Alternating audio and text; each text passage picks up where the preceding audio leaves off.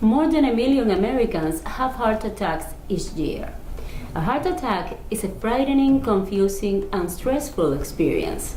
Life after a heart attack isn't easy, but Larkin Community Hospital is with you all the way on your journey towards recovery.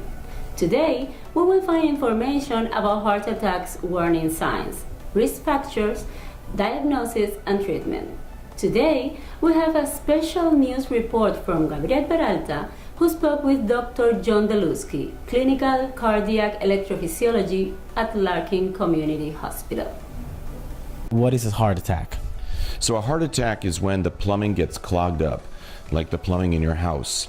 So if you have bad habits or you have a hereditary condition from your family members, your cholesterol's high, then you get blockages in the plumbing system, in the arteries, and that creates a blood flow problem to the heart muscle, and the heart muscle is starving for blood, and you have a heart attack if you have a complete blockage. That kills the muscle unless you get quick action to open that vessel up.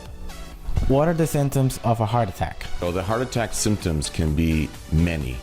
So it's very important that you know at least some of the major symptoms that you might have when you experience a heart attack. But before a heart attack, people develop what's called angina, or chest pain.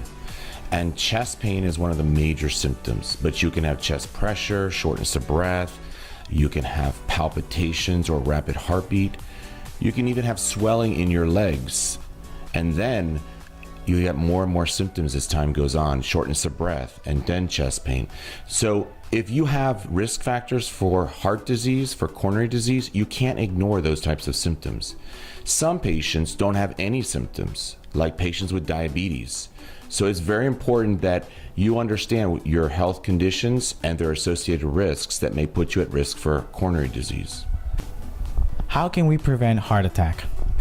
So a heart attack is really about your heart health, okay? And your heart health should begin at home at a very young age. So at home, you need to eat right, you need to exercise every day, some way, walk 30 minutes a day, get out and move and sweat a little bit so that you can keep your heart in shape, keep the arteries clean, keep the electrical system working. And notice any symptoms and bring those symptoms to your doctor.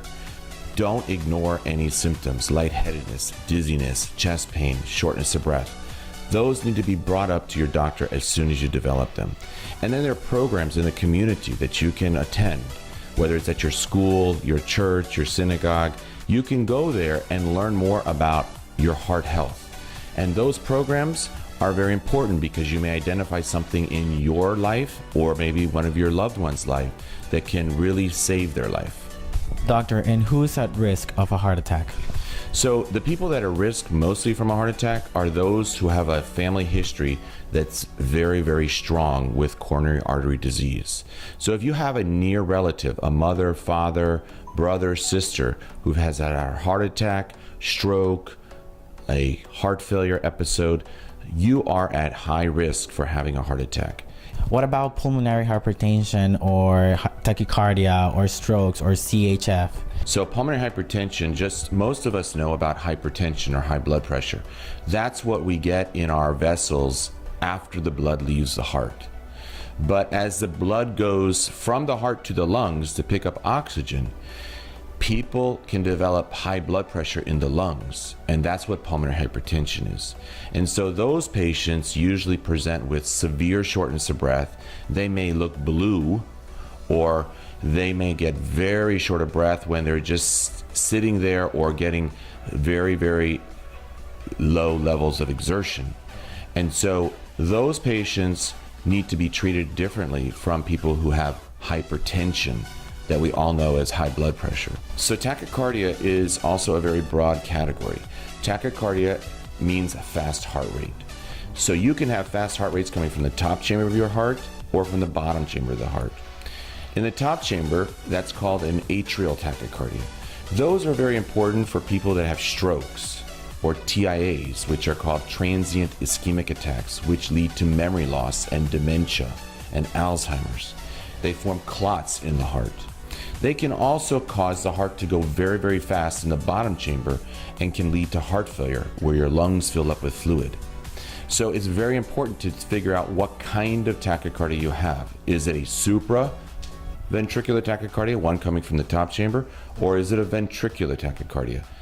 A ventricular tachycardia comes from the bottom chamber of the heart. Those are usually very dangerous. They cause sudden cardiac death. They cause cardiac arrest. They're usually caused by coronary disease or a heart attack. So it's very important to see your doctor and figure out if you do have palpitations and tachycardia or fainting or near fainting, to figure out if you're at risk for a tachycardia. Half of death from heart attack occur in the first 3 or 4 hours after the onset of the symptoms. So it is important to know and recognize the warning signs. Today, we'll learn more about heart attacks. If you think that you or someone you know is having a heart attack, call 911 immediately. Thank you for tuning in. This health segment was brought to you by Larkin Community Hospital. I'm Lizeth Melendez. Stay tuned for our next Larkin TV News Health Update.